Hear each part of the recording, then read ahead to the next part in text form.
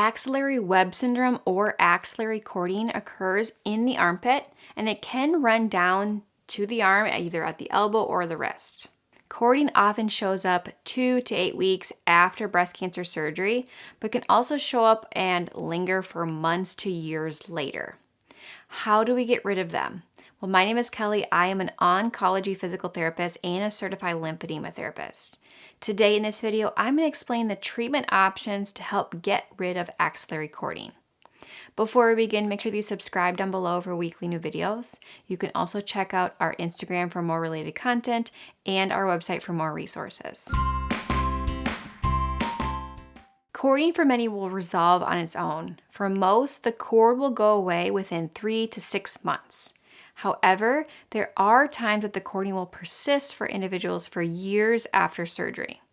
So rather than waiting to see if it will go away, we can be proactive in treating this with physical therapy. So let's go through some of the main ways to do this. First is with manual therapy or massage-like techniques that are often used to help soften scar tissue to help release the cord from being bound down by that scar tissue or fibrotic tissue. So if we can soften and break up the scar tissue or restricted tissue the cord is stuck in, then often we can release the cord. So let's show one of the many techniques. So for scars, tissue rolling is a great option. I like to think about pinching and then picking up the skin gently. So by trying to, where the scar is, trying to pick that skin or tissue up and then rolling through it or rolling the skin, what we're trying to do, instead of just rubbing on top, we're trying to lift that skin from whatever it's bound down to underneath so that there's more space between so that we can try to release that cord. Because a lot of times the cords are going to be stuck inside that scar tissue, and so we're just trying to soften and gently release that cord. So spending just 2 minutes, 3 minutes, up to 5 minutes at a time, doing some of that pinch and roll or just gently rolling, not doing deep pressure, making sure that we're not doing any damage, just nice and light. That can be a great option, or a manual technique that we do in therapy that someone can be taught to do at home to help release the cords. Now that's just one of the many, but if you'd like to learn other techniques and go more in depth with these hands-on techniques to get rid of cords, then you're definitely going to check out my breast cancer rehab program. I've been treating these issues and working with patients for over a decade now, and there's been high demand on how to address cording because a lot of people aren't taught this. So I put together a full program that guides you through all aspects of rehab, from lowering your risk of getting breast cancer-related lymphedema to getting your shoulder motion back in full, reducing pain after treatment, and I specifically have a section that I go in depth on how to treat axillary cording. I show this and many other manual techniques in detail in the same way that I teach my patients in the clinic. So if you're struggling with a cord, then this could be perfect for you. So you can get access to the entire program, or you can choose the topics within it that you personally need help with. So for more information on this, you can head over to my website, which I'll link in the description box down below, as well as up above, that you can learn more about this program.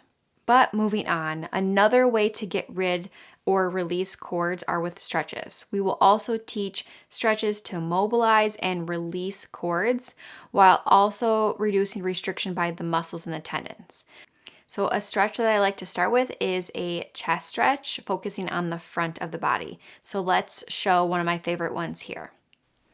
So for this stretch, we're going to be laying on our back. And what we want to do is put our hands behind our head with our elbows pointing towards the ceiling. From there, what we're going to do is gently start to let our elbows fall out to the sides until we feel a mild stretch across the chest. From there, what we can do is take a nice big deep breath right through the rib cage into the chest area. And as we let our breath go, we're going to sink deeper into that stretch.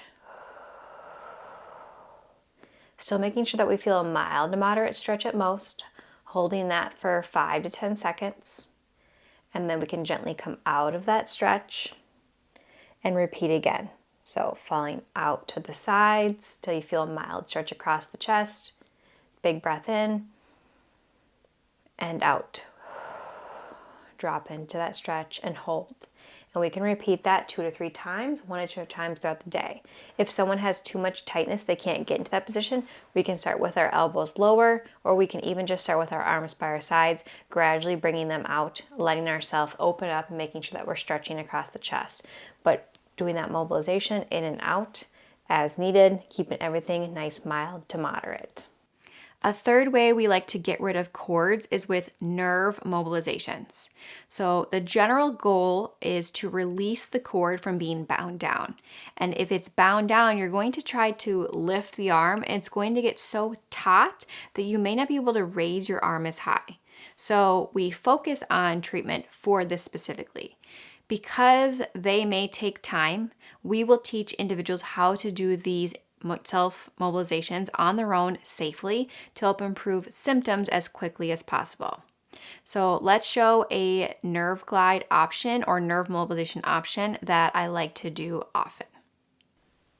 So for a median nerve glide or nerve mobilization, we can do this either sitting, standing, or laying down. I'm just going to do it sitting so it's easy to see. We want to bring our arm up to about 90 degrees. Arm out in front of us. We're going to bring our arm back behind us. If someone's laying on the ground, you might be able to do this, or if it's laying off the bed, that's okay too. Just gives us a little bit of that opening up of the chest. Again, if someone's too tight with the cord, we can lower the arm as needed, just keeping it comfortable.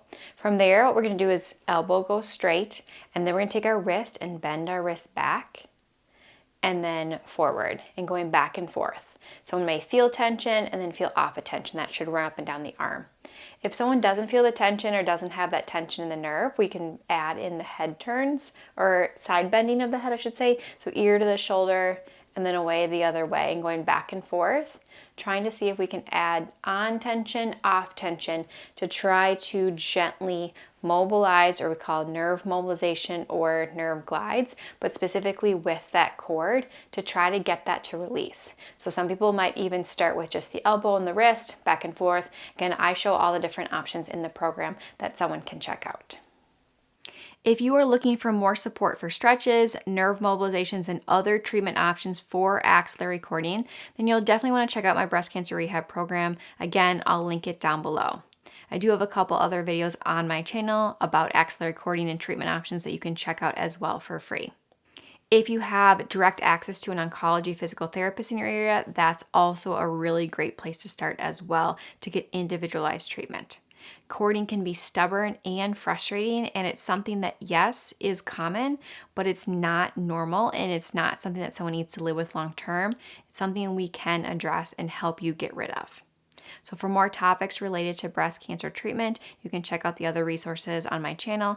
Other than that, we'll see you all in the next video. Thanks, everyone.